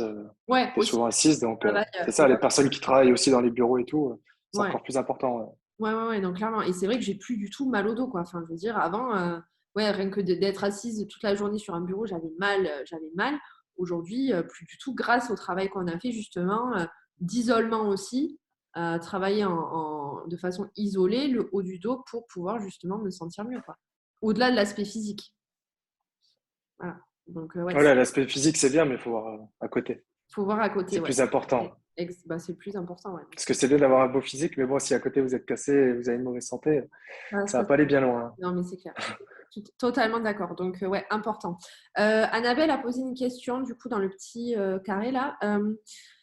Je m'étais fixé 4 séances, mais je vois que j'ai du mal à tenir ce rythme. Objectif peut-être trop haut. Je suis passée de 1 ou 2 séances maison, quasiment donc sans charge, à 4 séances en salle. Je pensais donc faire 3 séances, une haut du corps, une bas du corps et une full body en rajoutant 15-20 minutes de cardio après la séance. Est-ce que vous validez? Qu'est-ce que tu en penses, Guillaume? Encore une fois, tout dépend de ton objectif. Ça peut être suffisant pour certains objectifs et ça peut être insuffisant pour d'autres. Si toi, ça te convient de faire, du coup, ça fait quoi? Ça fait 2 séances, c'est ça, par semaine? Au lieu de Non, 4? 3. Une haut du 3? corps, une bas du 3. corps, une full body. Et en fin de chaque séance, rajouter 15-20 minutes de cardio à chaque fois. Donc, ça peut être suffisant, hein. Encore une fois, voilà, ça dépend de l'objectif, mais si c'est par exemple pour une perte de gras, il n'y a aucun souci. Oui, Ça c'est peut pour ça, oui. largement, voilà, ça peut largement le faire. Du moment qu'en fait, durant ces 3 séances, au lieu des 4 que tu faisais avant, bah, tu donnes le maximum. C'est Ouais. ça qui va compter. Si Ce à la sera fin de ta fait. séance, tu as tout donné et que tu fais vraiment une séance productive, bah, c'est largement suffisant, il n'y a pas de souci, pas s'inquiéter. Ouais. Si Ouais, c'est ouais. optimal, Bien c'est sûr. bien. De toute façon, ce qui est important aussi, ouais, c'est ça, c'est finalement l'intensité qu'on met dans ces séances. Parce que Mm. tu aurais beau faire 5 séances par semaine, si c'est 5 séances où tu es comme ça sur ton Ouais, téléphone, voilà. machin, où tu mets pas de charge, finalement, tu t'essaies pas de sortir de ta zone de confort. Parce que ça, il faut le rappeler aussi, hein, c'est le plus important, hein, noter vos charges et faire de la surcharge progressive, quoi. C'est vraiment, c'est y aller, c'est y aller. C'est comme ça que vous allez progresser. Tu auras beau faire ça 5 fois par semaine, ça sert à rien. Non, je finis mes séances bien à plat, c'est bon, j'y mets de l'intensité, croyez-moi. Bah, c'est top. Ouais, Mais c'est vaut bien. mieux Je suis faire à 3 fond. séances comme ça où tu mets de Mm. l'intensité, où tu sors de ta zone de confort, plutôt que de faire 4 ou 5 séances à l'arrache, hein. Ok. Et juste où tu te mens à toi-même en disant ouais, je fais 5 séances par semaine. Ouais, d'accord. Ça, c'est, voilà, non, mais donc tu as Quitte bien à compris. augmenter Donc, ouais, après et à en faire 4, mais là, j'avoue que 4, je pense que j'ai vu un peu trop gros pour reprendre. Voilà. Puis même après, si c'est mieux pour toi au niveau de la récupération et tout, ça sera plus ouais, bénéfique que si tu en fais 4 et que tu as moins de récupération. clairement. Voilà. Ok, Clairement. d'accord, Ouais, ça ouais. marche. Non, mais ça, c'est clair. Et je pense que tu es d'accord, Guillaume, hein, pour dire vraiment, si en fait, il doit y avoir, je pense, un secret. S'il devait y avoir un seul secret dans dans la progression, c'est finalement charger, en fait, mettre de la charge, mettre du poids. Alors, attention, jamais au-dessus d'un mouvement propre. Non, si c'est dégueulasse, mettez de la charge. Ah, Allez-y. parce que je me suis fait défoncer par Guillaume même plus d'une fois, où je me souviens, je mettais des stories et tout. Je mettais des stories sur Instagram et tout, trop fière de moi parce que j'avais chargé comme un mulet. Je me faisais défoncer par Guillaume qui me disait oh, c'est quoi cette merde. Parce que Non, mon c'est pas mouvement vrai. était C'était dégueulasse. pas moi. C'était pas moi. Mais il a raison, il a raison. C'est-à-dire que charger, oui, c'est important, mais il faut toujours que le mouvement Si le soit mouvement est bon, il voilà, n'y a pas de souci. propre et contrôlé. Mais ça reste quand même hyper important d'augmenter ses charges, en fait. Ah bah, De à un moment sortir donné, de sa zone de c'est ce confort. qui va. Si vous augmentez pas vos charges, à un moment donné, c'est ce qui va faire pêcher votre progression. Ouais. De toute manière, ça peut être un facteur qui va faire que vous n'allez pas progresser. Ouais. Donc, ok, il y a des moments où on ne peut pas augmenter, soit Non. parce qu'on n'est pas forcément en forme par rapport à la séance de la semaine dernière, etc. Euh, Un plateau aussi. voilà. C'est vraiment un moment où. Voilà. Et après, il y a un moment donné, c'est plus dur de progresser. Et il y a des phases après où bah, ça réaugmente. Mais ça, c'est seulement, on arrive dans une phase comme ça, seulement si on a mis quand même une charge euh, correcte. Tu Ouais. vois. Si Ouais. on met des charges faibles et on se dit déjà, bon, bah, je suis arrivé à un stade où ça stagne, non, c'est pas normal. Il y a quand Ouais. même un minimum de charge. Ouais. Voilà. Ouais, non, je pense que ça, c'est vraiment, ouais, c'est vraiment la base, quoi. C'est vraiment la base. Mathilda demande à quelle fréquence augmenter ses charges? 5 par 5, 10 par 10 et à combien de semaines changer? Mais il n'y a pas de règle, en fait. Il n'y a pas Il n'y a pas de. de règle. Après, il y a juste une certaine méthode que je donne souvent et qui Ouais. permet bien généralement d'aider à augmenter les charges. C'est par exemple, si vous avez des séries de 12 répétitions, vous coupez la poire en deux, vous dites, je fais 6 séries où j'augmente la charge sur sur les 6 premières répétitions, en fait. Et après, les 6 autres, vous continuez avec une charge plus légère qui va vous permettre au final d'augmenter la charge sur les 6 premières. Au lieu d'augmenter la charge et que vous n'arrivez pas jusqu'à la fin et vous dites, bah non, j'arrive pas à augmenter les charges, avec ce poids-là, je peux en faire que D'accord. 4 ou 5. Mais c'est pas grave, vous coupez la poire en deux de la série, vous augmentez sur les 6 premières, après vous prenez d'autres paires d'haltères et vous continuez jusqu'à la 12e répétition. Ouais. Après, Voilà. sinon, mis à part ça, il y a pas de règle, il n'y a pas de fréquence. Non, En il n'y fait, a pas de. c'est toi en fonction de ta progression. C'est pour ça qu'il est très important. C'est écrit d'ailleurs dans le module, hein, Guillaume l'expliquait aussi, d'écrire justement après chaque séance, en fait, la charge que tu as utilisée sur l'exercice et ton ressenti. Est-ce que, OK, à cette charge-là, c'était comment? Est-ce que j'ai réussi à faire mes 12 répétitions faciles et j'en avais un peu sous le coude? Ou est-ce que, justement, sur les 12 répétitions, j'en ai fait 10 où ça allait et les 2 dernières, je sentais que c'était chaud et que je ne pouvais pas aller plus loin, tu vois. Et en fait, ça va te permettre justement de te dire, OK, quand tu vas faire ta séance la semaine d'après, tu reprends ton petit calepin là et tu dis, OK, sur cet exercice, j'étais à combien déjà? OK, j'étais à 10 kilos, c'était facile. Bon, ben, cette semaine, je vais mettre 12 kilos. Essayez. Après, c'est pareil. Est-ce qu'il faut augmenter de 5, 10, 15? Là, par exemple, sur des exercices comme, j'en sais rien moi, les épaules, déjà, tu rajoutes 1,25 de chaque côté, ça peut piquer grave. Okay. Ouais, c'est clair. Ça peut être chaud, ça peut être très, très chaud. Alors que sur des exercices polyarticulaires comme, j'en sais rien moi, le squat, par exemple, tu vas peut-être pouvoir charger, oui, rajouter 5 kilos de chaque côté. Mais ça va être une question de ressenti. Après, tu testes, tu vois. Tu testes, tu te dis, bon, bah, tiens, la semaine dernière, j'ai fait mes squats à 30 kilos. J'ai trouvé que c'était quand même assez facile. Donc, cette semaine, je vais essayer à 35 et tu testes. Et si jamais, Voilà. tu vois que, ouais, 35, ouf, là, non. Attends pas d'être en bas et depuis ça va remonter pour te poser la question, tu vois. C'est ça. Tu te la poses avant. Tu te dis, bon, Voilà. bah, je vais m'arrêter, je vais faire peut-être Voilà, 4-5 je répétitions. Après, je baisse et je commence. Mais tu Voilà. t'arrêtes pas en bas. Après, tu n'arriveras plus à remonter. C'est pas la peine. Voilà. Donc, du coup, c'est simplement, tu testes, tu vois, sur une répétition, tu vois. Ou alors, comme le disait Guillaume, tu restes à 35 et tu fais 6 répétitions, tu poses ta barre, tu enlèves les 5, tu en fais 6 autres, voilà. Ou alors, tu coupes la poire en deux et tu dis, bon, ben, je suis passée de 30 à 35, c'était peut-être un peu trop, donc je vais faire 32,5. Tu vois. Après, c'est tester, c'est apprendre à connaître ton corps, c'est apprendre. Il n'y a pas de règle universelle. C'est ça qui est aussi, je pense, vraiment important de préciser. Il n'y a vraiment, vraiment, vraiment pas de règle universelle. Je pense que c'est aussi s'écouter, écouter son corps et apprendre à le connaître et à le comprendre, en fait. Bon, il ne faut pas trop s'écouter non plus. C'est clair. Voilà. Ouais. Il y a des fois, il faut aussi se mettre un coup de pied au cul parce que vous pourriez être impressionné vraiment de ce que votre corps est capable de faire. Et pour anecdote, c'était une séance, c'était cette semaine, un cours de CrossFit. On avait plusieurs mouvements à faire et la charge RX, ce qu'ils appellent la charge RX, c'est la charge que tu es censé utiliser à ton top niveau pour les CrossFit Games ou je ne sais pas trop quoi là. C'était 35 kilos. Donc moi, je vais pour mettre, parce que je me suis dit, bah, de toute façon, je ne pourrais pas mettre plus que 35 kilos. Enfin, moi, dans ma tête, voilà, j'étais conditionnée par ce truc. Je vais pour mettre 35 kilos et le coach, il me dit, non, non, Margot, toi, tu vas mettre 45. Je l'ai regardé, je vous jure, j'ai cru que j'allais pleurer. Je me suis dit, mais tu fous de ma gueule ou quoi? Je me suis dit, mais tu vas jamais y arriver. Et en fin de compte, bah, j'ai mis les 45 kilos. Je me suis dit, bon, allez, vas-y, c'est pas grave, tu donnes tout, ça va te faire progresser. Et je me suis impressionnée. En fait. Je me suis dit, what the fuck? J'ai réussi à faire cette séance à 45 kilos. Et je me suis dit, bah, en fin de compte, ouais, notre corps, il est vraiment capable aussi d'aller chercher plus loin. Et c'est ça qui fait progresser de ouf, quoi. Ouais, carrément. Donc voilà, si vraiment aujourd'hui vous voulez progresser, n'ayez pas peur de charger parce que ça ne va pas vous faire gonfler. Les femmes qui sont énormes, hein, de toute façon,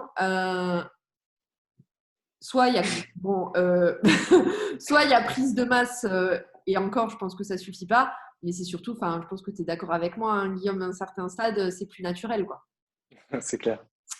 Voilà, les femmes qui sont tout aussi musclées que des hommes, c'est pas naturel, quoi. Enfin, voilà, à un moment donné, donc n'ayez pas peur de penser que vous allez exploser. Alors certes, par contre, plus de galbe musculaire. Donc plus de galbe musculaire, donc ça veut dire des fesses plus rebondies, par exemple, des cuisses un peu plus galbées, c'est sûr. Ce qui peut vous amener finalement à vous sentir, par exemple, plus serré dans des jeans. Par exemple. Mais ça, c'est le problème de toutes les sportives. Hein.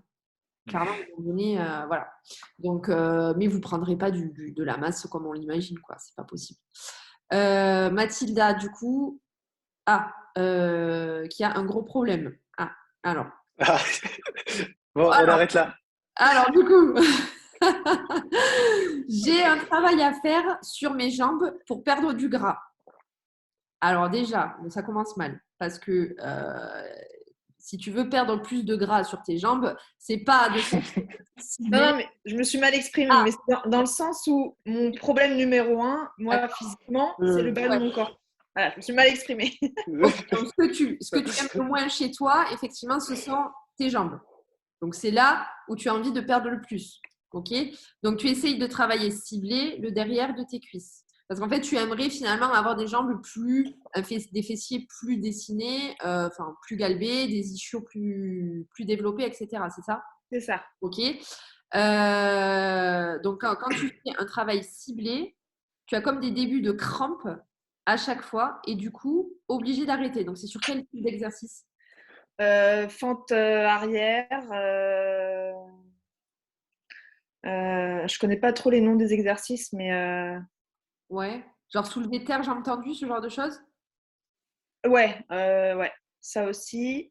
Si je suis, par exemple, je dis n'importe quoi, sans machine, à quatre pattes et que je dois lever une jambe, tu sais, à la perpendiculaire, là, hop, début de cuisse, enfin début de crampe, c'est Et tout sur le temps. les deux jambes?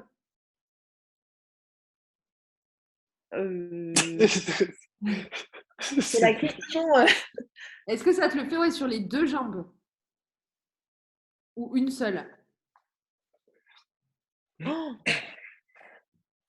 Alors là, je Parce sèche. que clairement, je ne sais pas ce que tu en penses, Guillaume, hein, mais si ça te le fait sur une seule jambe, c'est peut-être quelque chose comme une contracture. Hein. Ah, ça se peut que ce soit une Je ne sais pas, mais contracture. ça fait des années. Donc, ça fait des années que je fais plus entre guillemets, de travail à l'arrière, quoi. Ouais, c'est curieux ça. Hein. Ah non, c'est très bizarre. Et là, franchement, je sais Donc, pas. du coup, ça me bloque vachement dans tout ce que je veux faire, quoi. Au niveau des jambes. Je pense que en fait, déjà, ce qu'il faudrait regarder, c'est voir est-ce que ça te le fait sur une jambe ou sur les deux. Déjà, s'assurer de ça. Et après, clairement, Je crois que c'est les deux. Hein. je pense que là, clairement, à part te dire d'aller consulter justement un ostéo pour voir s'il n'y a pas quelque chose de… Et c'est vraiment sur des mouvements spécifiques? C'est Ouais. sur quel mouvement particulier? Tout ce qui va tirer l'arrière de la jambe, enfin l'arrière de la cuisse, quoi. Donc en fait, tous les exercices pour les ischios, ça te fait ça en fait. Donc du leg, tu sais, le leg curl quand tu es allongé, où tu viens ramener avec tes jambes ou… Voilà, enfin quand je suis allongée et que je ramène comme ça, oui. Oui, voilà. Mais par contre, quand je suis assise et que je ramène, Oui, pour les quadriceps, là, ça te fait pas forcément. là, j'ai rien. C'est trop bizarre. Donc, Ouais, c'est bizarre. Hein. Là, j'avoue c'est que c'est bizarre, mais je pense qu'il faudrait, à mon avis, là, il faut que tu ailles voir un ostéo. Hein. Ouais, Ouais. il sait pas. J'ai déjà fait plein de séances, mais… Ah, tu as déjà été voir un ostéopathe? Ouais. Et l'ostéopathe, il te dit… Je travaille un peu dans une clinique d'ostéopathie, donc forcément, je suis sur place. D'accord. Mais ouais, c'est Et incompréhensible. les ostéos, qu'est-ce qu'ils te disent? Ils comprennent pas. Ouais, non, c'est bizarre. Donc du coup, je me dis, est-ce que je dois quand même forcer? bien, Mais le problème, c'est qu'après, je peux plus pendant 20 minutes. Non, parce que si tu peux plus bouger après. Ah ouais, c'est assez surprenant. Faudrait que tu essayes de voir si sur d'autres exercices qui sollicitent tes ischios, si ça te fait ça aussi.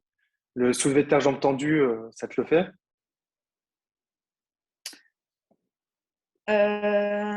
Soulevé de terre, j'ai entendu, c'est quoi ça? C'est avec le kettlebell? Voilà, avec les kettlebells ou avec les haltères. avec les haltères barres, tu peux le faire. Non, ça, j'ai pas. En fait, D'accord. c'est quand j'ai pas de… Comment je vais pouvoir expliquer ça? Quand j'ai C'est pas vraiment quand de… tu fais une flexion, alors. C'est en fait.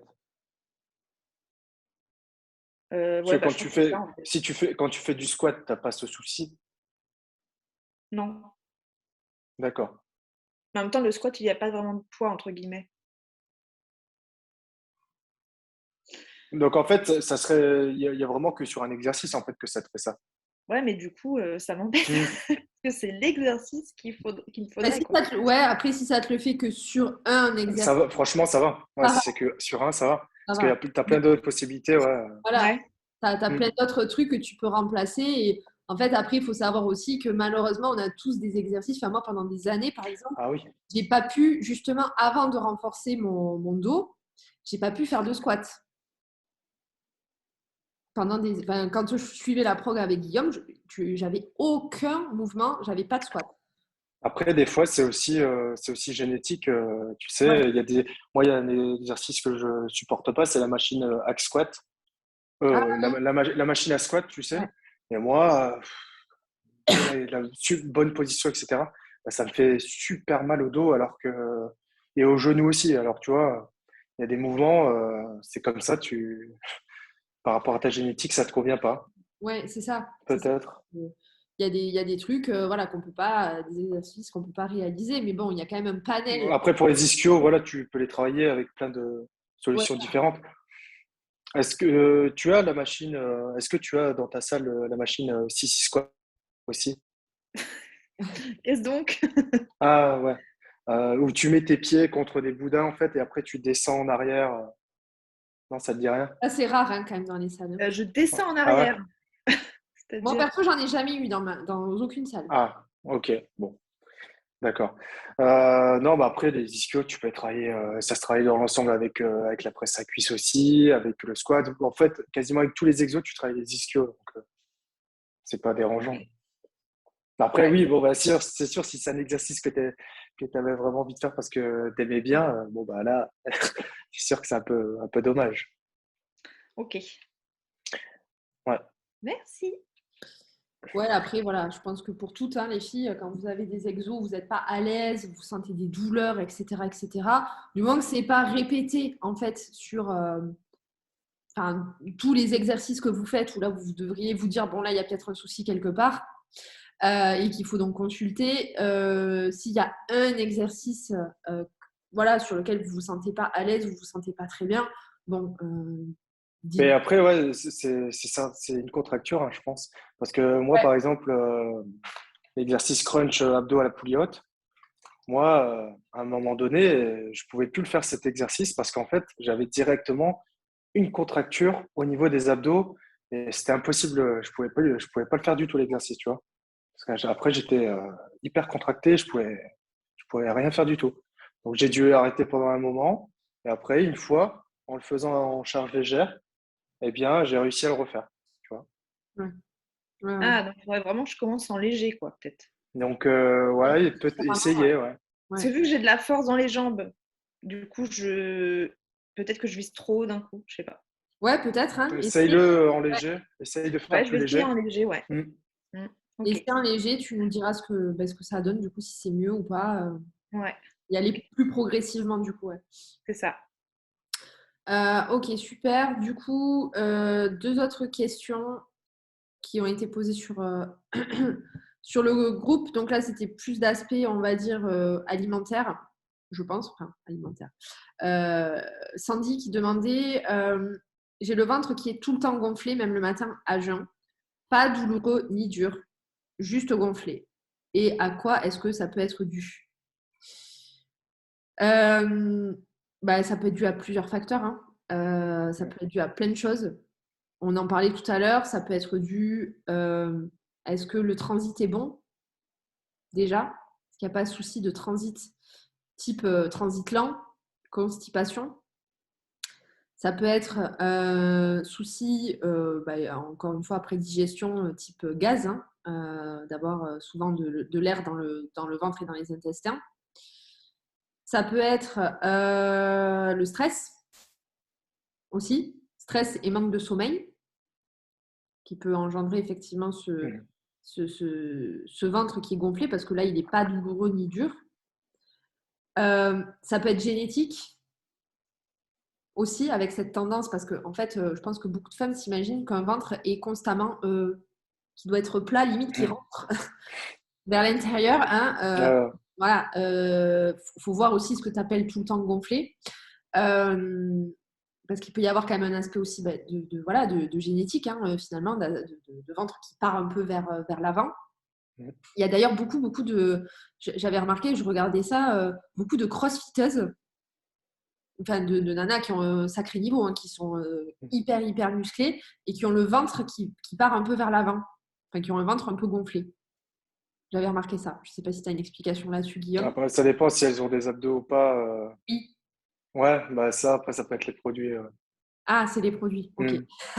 Hmm, hmm. Ouais, ça peut être ça, ouais. Ouais, parce qu'en plus, si tu vois qu'elles ont un ventre un peu gonflé, justement, qu'elles ont les abdos apparents, Ouais. bon, bah là, c'est les produits. Hein. Ouais, parce qu'elles ont quand même des abdos. Tu sais, le ventre comme s'il poussait vers. Et je me Mhm. dis, mais c'est bizarre ça quand même. J'avais trouvé ça Ouais, curieux. les produits, ça fait ça, ouais. Ah bon, Hmm. ben voilà, tu m'as Il y a appris. certains produits qui peuvent donner ça, ouais.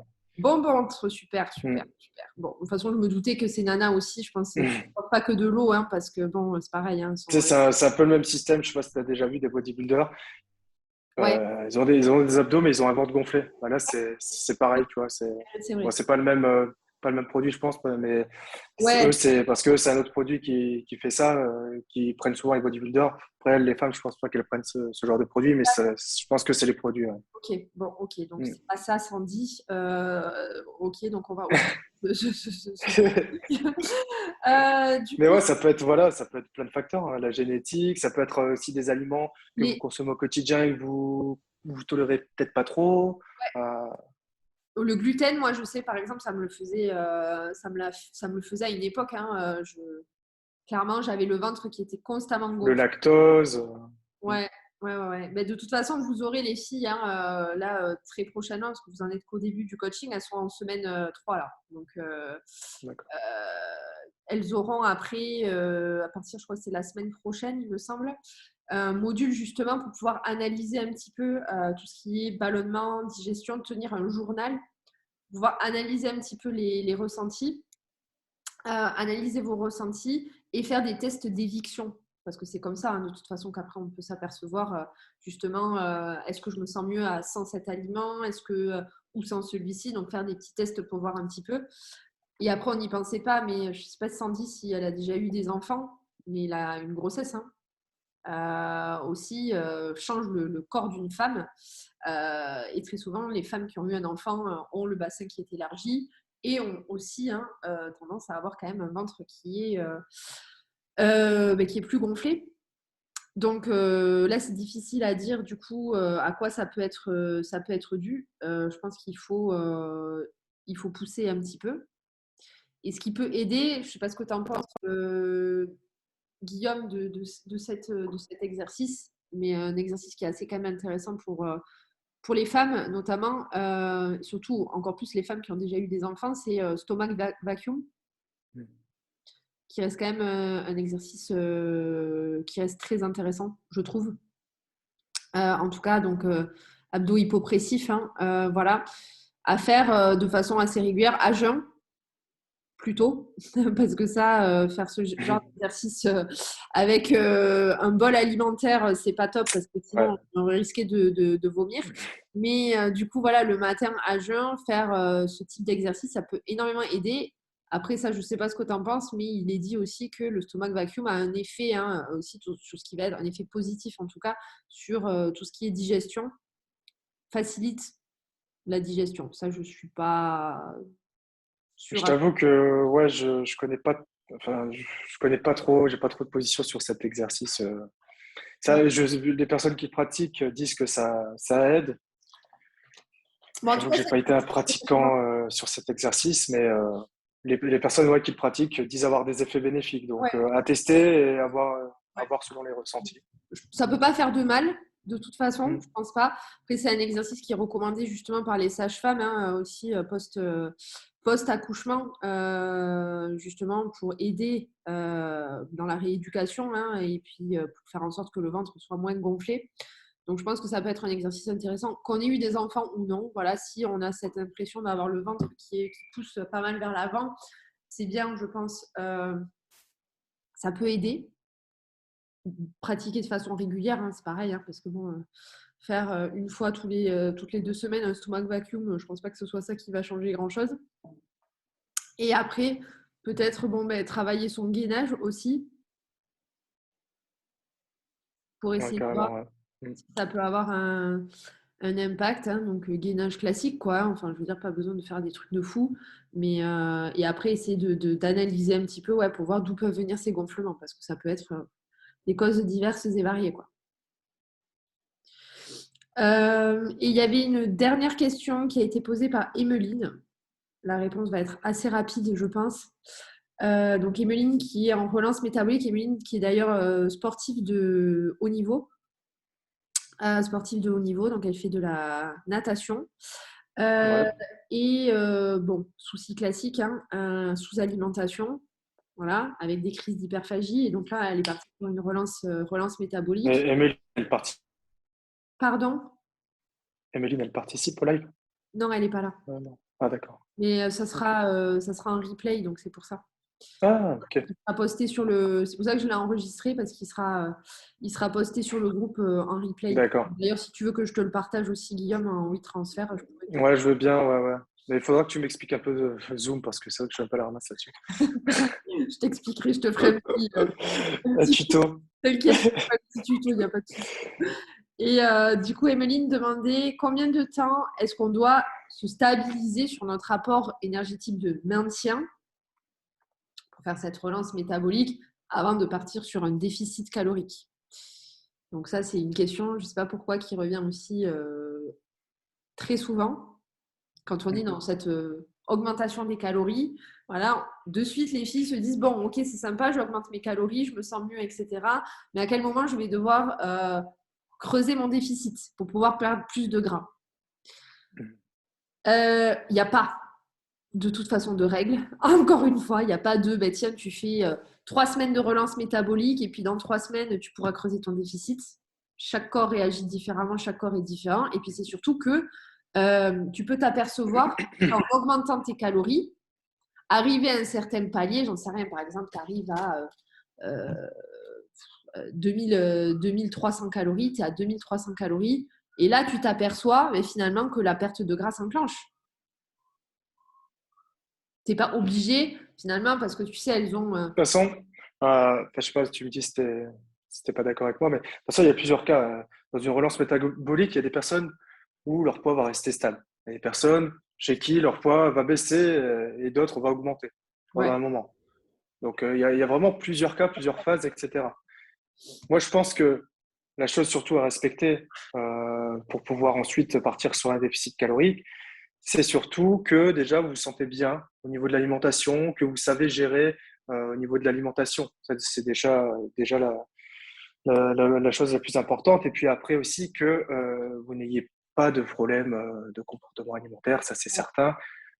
Que vous avez aussi augmenté votre métabolisme ou renforcé votre métabolisme suffisamment avant d'entamer un déficit calorique. Parce que si vous entamez un déficit calorique alors que votre métabolisme est encore faible ou à la ramasse, ben là, c'est pas la peine. Vous allez tout droit dans le mur, tête baissée, allez, c'est parti. ouais, Mais il faut déjà avoir un métabolisme solide avant de partir dans un déficit calorique. ouais, ouais. Être Ça veut dire, bien au niveau de l'alimentation, être bien dans son corps et tout. ouais. Voilà. Ça veut dire pour que les filles elles sachent, que ce soit clair pour elles, quand Guillaume dit un métabolisme solide, ben, ça veut dire être en forme, ça veut dire être performant lors de ses séances, ça veut dire avoir un bon sommeil, avoir une bonne énergie. Qu'est-ce que ça peut être qu'est-ce que ça peut être un bon transit aussi, plus faire de crise d'hyperphagie, plus avoir de compulsion sur le sucré. Savoir gérer ses repas écarts, Voilà, ouais, savoir gérer ses sorties quand vous allez être invité au restaurant, ouais. c'est plein de choses à savoir gérer avant. Et c'est vraiment Parce trouver une que stabilité, quoi. voilà, parce que après quand vous avez quand vous avez atteint un certain nombre de calories, on va dire dans les 2000 calories, c'est plutôt un nombre de calories où vous mangez quand même pas mal. Après, vous allez donc faire un déficit calorique, vous allez moins manger. Donc, il y aura plusieurs choses qui vont rentrer en compte. ouais, C'est-à-dire, peut-être que vous êtes habitué à ce total calorique et donc quand vous allez baisser le total calorique, vous allez avoir faim aussi. Il y a plein de choses à ouais, ouais, pouvoir gérer par derrière. bien sûr. Et donc, quand on va vous inviter au restaurant et que donc vous avez baissé au niveau des calories, vous allez peut-être avoir faim, plus faim, etc., avoir plus de tentation. Comment gérer tout ça? Ouais. Comment gérer ces émotions?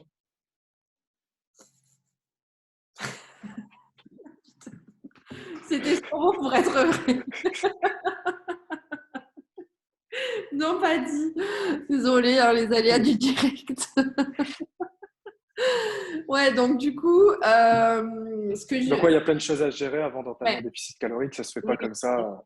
Et puis, c'est Parce que surtout… ça, on me l'a aussi demandé Ouais, avant la fin d'un coaching. ouais. Ça serait quoi en fait la chose à suivre après la fin de coaching pour pouvoir par la suite entamer un déficit calorique? Mais en fait, ça se fait pas sur une ligne directrice. Là, il y a plein de choses qui vont rentrer en compte. Ça va fluctuer, ça va pas être tout droit. Ouais. Et puis, c'est propre à chacun. Il n'y a pas de règle. Et voilà. Il n'y a pas de règle universelle parce que chaque corps réagit différemment. C'est pour ça aussi qu'on fait des bilans hebdomadaires parce que c'est justement pour savoir, OK, là en ce moment, comment est-ce que tu te sens? Comment est-ce que ça va au niveau de l'alimentation? Comment ça va au niveau de la digestion? Comment ça va au niveau de tout ça? Parce que chaque corps est différent. Donc, il y a des personnes qui vont entamer une relance métabolique, comme le disait Guillaume, et qui vont de suite réagir et effectivement, qui vont de suite, en augmentant même les calories, perdre du poids. Et d'autres personnes, ça va être beaucoup, beaucoup plus long. Et il faut l'accepter. Moi, j'ai certaines de mes élèves qui ont mis 1 an avant de pouvoir enclencher une perte de gras. Ben ouais. Et c'est OK. Et oui, et c'est OK. Non, mais c'est sûr, ça fait chier. Après, voilà, comme on dit avec Guillaume, on n'est pas là pour vous vendre du rêve. Hein, on n'est pas là pour vous vendre monts et merveilles. On est là pour vous dire la vérité, pour vous dire les choses telles qu'elles sont. Et les choses telles qu'elles sont, ben, c'est comme ça. Par contre, vous avez relancé votre métabolisme. Vous avez mis 1 an, effectivement, pour vous stabiliser, pour trouver votre équilibre. Au bout d'1 an, vous enclenchez une perte de gras. Mais cette perte de gras, elle va être efficace et durable. Vous allez être bien, vous allez vous sentir bien et vous allez même, ce que beaucoup d'élèves disent au final, c'est je perds du gras sans même l'impression finalement d'avoir à faire tant d'efforts que ça. Parce que c'est sain, parce que ça va. Et le gras que vous allez perdre, vous n'allez plus le reprendre. Donc pensez aussi long terme, pensez santé et ne pensez pas court terme. Parce que oui, c'est sûr, hein, moi aussi je suis passée par les mêmes phases que vous. Quand j'ai commencé, moi aussi j'ai envie de me dire, dans 6 mois, j'ai envie d'être une bombe sur la plage. Moi aussi, je me suis dit ça, ok? Moi aussi, j'ai eu cette envie-là. On a tous cette envie-là. Mais non, j'ai mis, avant de pouvoir, vous voyez, me dire, ça y est, je me sens bien et je sens que je suis une bombe sur la plage, j'ai mis 4 ans, quoi. J'ai mis 4 ans. J'ai mis 4 ans. Pourquoi? J'ai mis 4 ans, mais parce que de mes à peu près 17-18 ans jusqu'à mes 21-22 ans, j'ai fait de la merde. J'ai fait de la merde. J'ai fait tous les régimes restrictifs possibles et imaginables, du Weight Watchers, du camp, aussi le système classique de je bouffe rien la semaine et le week-end je pars en couille. Voilà, hein, classique. J'ai pas fait de sport pendant toutes ces années. Ok, donc forcément, je me suis déglingué la santé, j'ai déglingué mon corps pendant presque 4 ans. Ben, en fait, voilà, il faut vous dire que les années que vous avez passées à vous faire du mal, à faire mal à votre corps, ben, il va falloir le prendre dans le sens inverse, en fait. Et que non, ce que vous avez mis des années à détruire, ben, vous n'allez pas mettre juste quelques jours ou quelques semaines à le reconstruire, en fait. Et ceux qui vous diront le contraire, ce sont des putains de menteurs. C'est du bullshit. Et quand vous voyez sur les réseaux sociaux, parce que vous avez effectivement sur les réseaux sociaux des fois De la perte de à la en mort, 45 jours. voilà, qui vous vendent du rêve, mais on est derrière dans les coulisses pour vous dire que c'est du bullshit. Et d'ailleurs, je le partage pas forcément parce que je n'ai pas que ça à foutre déjà dans un premier temps, mais je veux dire que j'ai des échos de certains coachs hyper connus, ok, qui sont hyper connus, qui vendent des transformations qui ne sont même pas les leurs. Qui vont aller chercher des photos ou des je ne sais pas quoi de transformation, qui se vendent sur Internet. Ils achètent ces photos pour pouvoir dire voilà ma cliente qui a perdu tant machin en 12 semaines. Alors que derrière, déjà, les photos, il ne faut pas y croire hein, parce que vous pouvez, juste avec une pose, une lumière différente, etc., montrer un corps qui est différent. Il y a les produits, et ça, Guillaume le sait, ça existe aussi. Hein. Enfin, je veux dire, j'ai connu aussi des coachs avant Mais c'est facile, bah oui, c'est facile. Qui m'ont proposé pour accélérer mes résultats de prendre des produits. Ah bah oui, mais là, ça n'a plus rien à voir. Là, tu peux, au niveau de l'alimentation, si tu es une quiche, c'est pas grave. Non, mais oui, c'est ça. Et autant, donc c'est tout ça pour vous dire que ce que vous voyez sur les réseaux sociaux, ces transformations miracles, je ne sais pas quoi, de 12 semaines ou même de 6 mois, c'est du bullshit. Ça n'existe pas, ce n'est pas la réalité. Et si c'était la réalité, Mais sur la plage, quand vous allez à la plage tous les étés, là, mais il n'y aurait que des nanas hyper bien gaulées.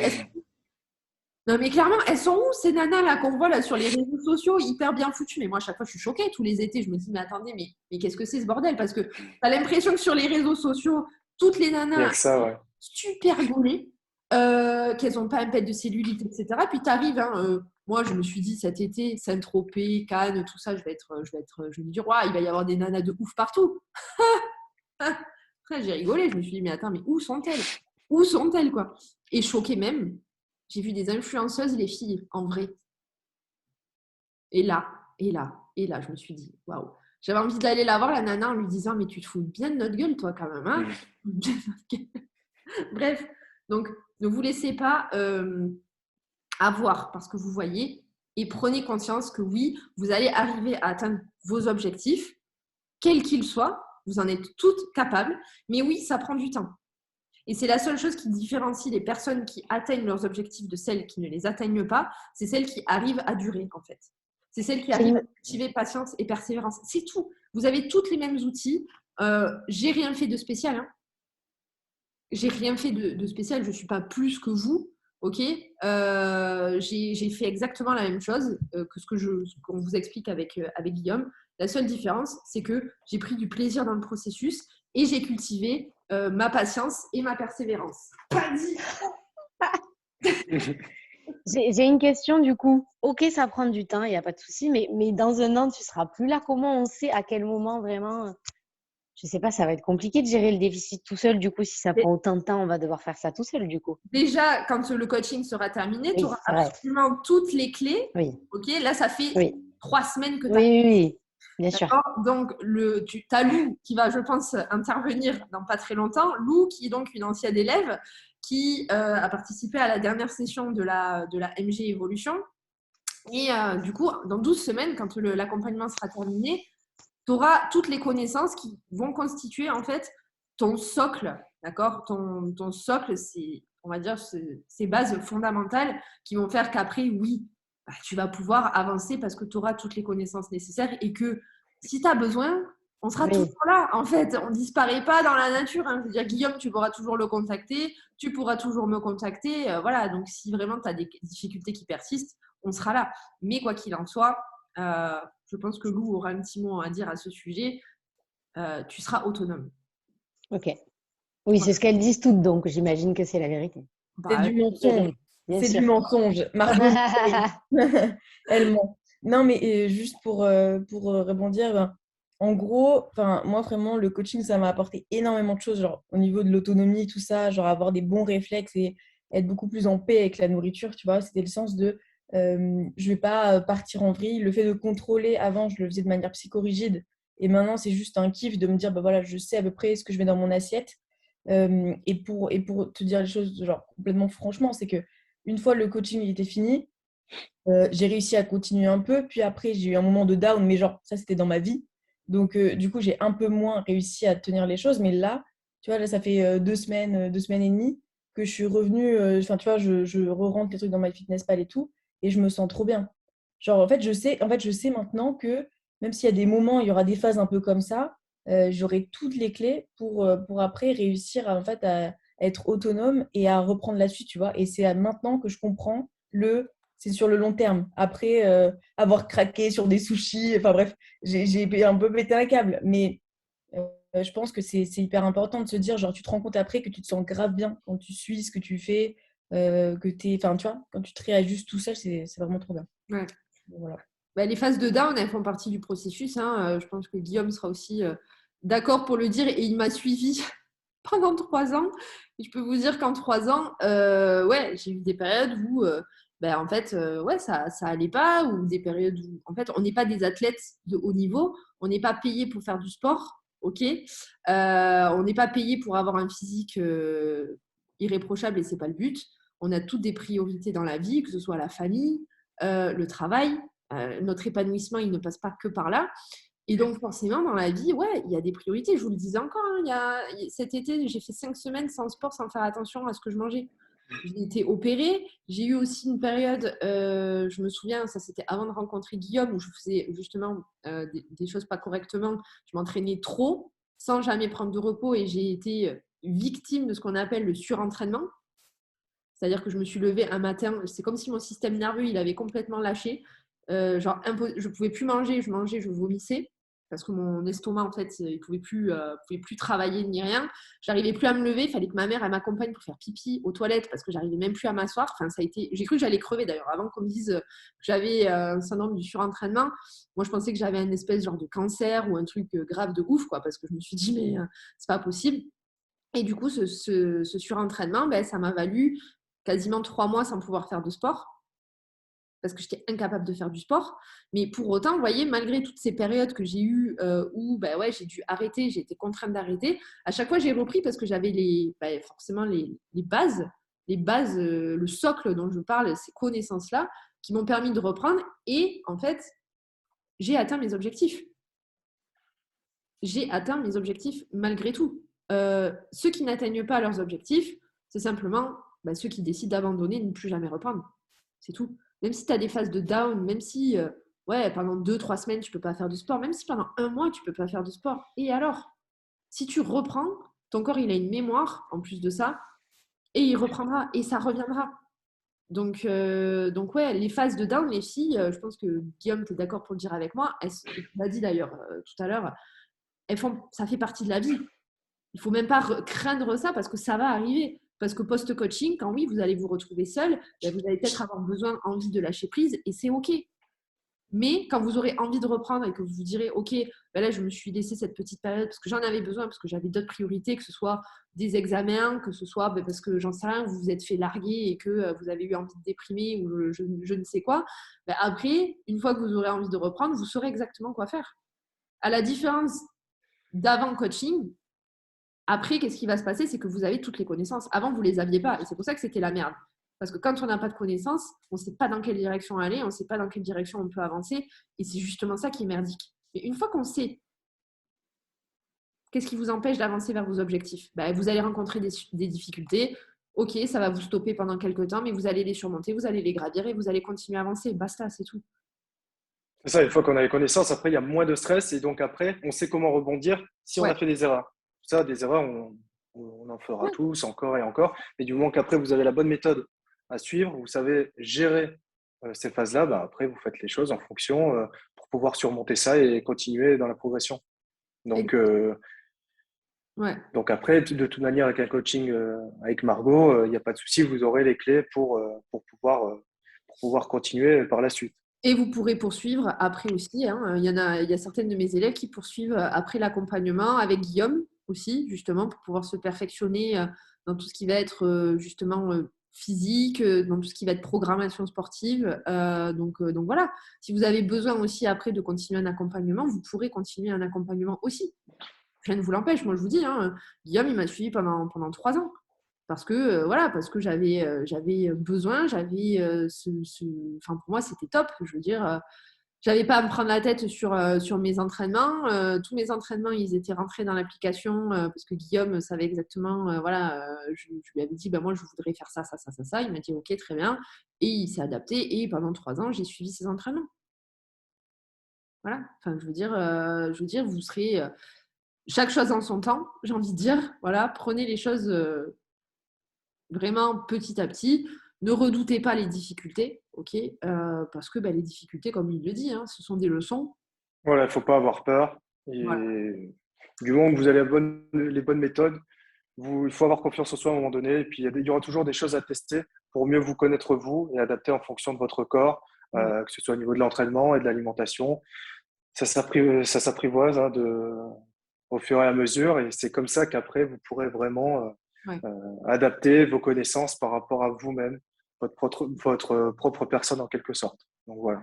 Oui, tout à fait. C'est ça aussi, c'est apprendre à se connaître et apprendre à se faire confiance et faire des erreurs, ça fait partie du process. Enfin, moi, personnellement, toutes les erreurs que j'ai commises, je m'en remercie parce que c'est justement aujourd'hui ce qui me permet de vous dire attention, n'allez pas dans cette direction parce que je sais que ce n'est pas la bonne. Donc voilà, du coup, n'ayez pas peur. Et là, vous en êtes qu'au début en plus du coaching. Donc c'est normal, vous ne vous sentez pas encore autonome, vous ne vous sentez pas encore capable d'avancer seul. Et c'est normal. Et c'est bien pour cette raison que vous avez pris le coaching. Voilà. Si vous êtes assidu, que vous suivez toutes les semaines les lives, que vous posez vos questions, que vous participez, que vous vous investissez à 100%, mais derrière, les résultats, ils seront à la hauteur de votre investissement. Point barre. C'est tout. Bon, tu avais encore d'autres questions ou on a fait Non, le tour toutes les questions, j'y ai répondu. Enfin, on y a répondu. Du coup, je les ai partagées, on y a répondu. Est-ce que, du coup, il y avait certaines d'entre vous qui voulaient poser d'autres questions? Ou est-ce que c'est bon pour vous? Non, de mon côté, c'est bon. Ouais, c'est bon. Ok, parfait. Guillaume, tu voulais rajouter quelque chose?